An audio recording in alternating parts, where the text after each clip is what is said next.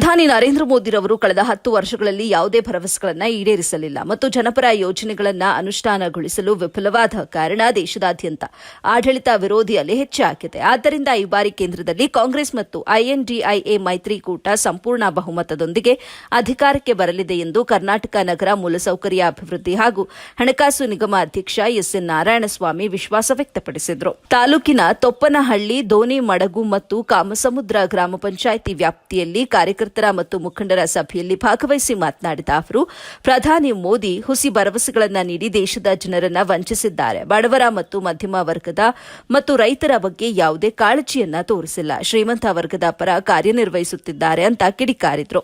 ದಲಿತ ಮತಗಳ ದೃಢೀಕರಣ ಧನಾತ್ಮಕ ಪರಿಣಾಮ. ಕಾಂಗ್ರೆಸ್ ಪಕ್ಷದಲ್ಲಿ ಎಡಗೈ ಮತ್ತು ಬಲಗೈ ಎಂಬ ಇಬ್ಬಗೆಯ ನೀತಿ ದೂರವಾಗಿದ್ದು ಎಲ್ಲರೂ ಒಟ್ಟಾಗಿ ಪರಿಶಿಷ್ಟ ಜಾತಿ ಸಮುದಾಯಕ್ಕೆ ಸೇರಿದವರಾಗಿದ್ದಾರೆ. ನಮ್ಮಲ್ಲಿ ಯಾವುದೇ ಭಿನ್ನಾಭಿಪ್ರಾಯಗಳಿಲ್ಲ.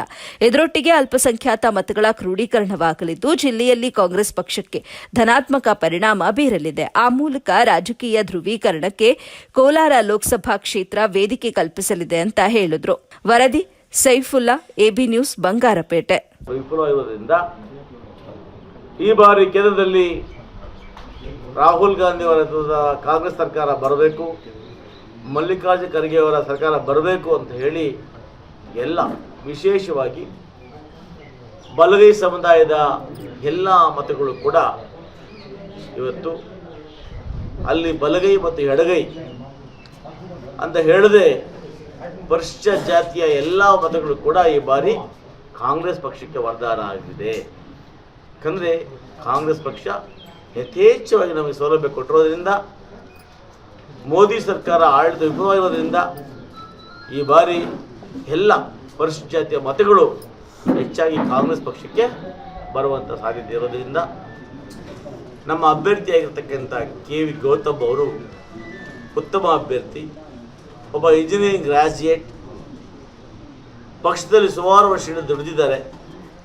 ಹಾಗಾಗಿ ಅಂಥ ಉತ್ತಮ ವ್ಯಕ್ತಿಯನ್ನು ನಾವು ಆಯ್ಕೆ ಮಾಡಿಕೊಂಡ್ರೆ ಇವತ್ತು ಬಹುಶಃ ನಮ್ಮ ಏನು ಕಳೆದ 5 ವರ್ಷಗಳಿಂದ ಈ ಒಂದು ಲೋಕಸಭಾ ಕ್ಷೇತ್ರಕ್ಕೆ ಗ್ರಹಣ ಹಿಡ್ಕೊಂಡಿತ್ತು,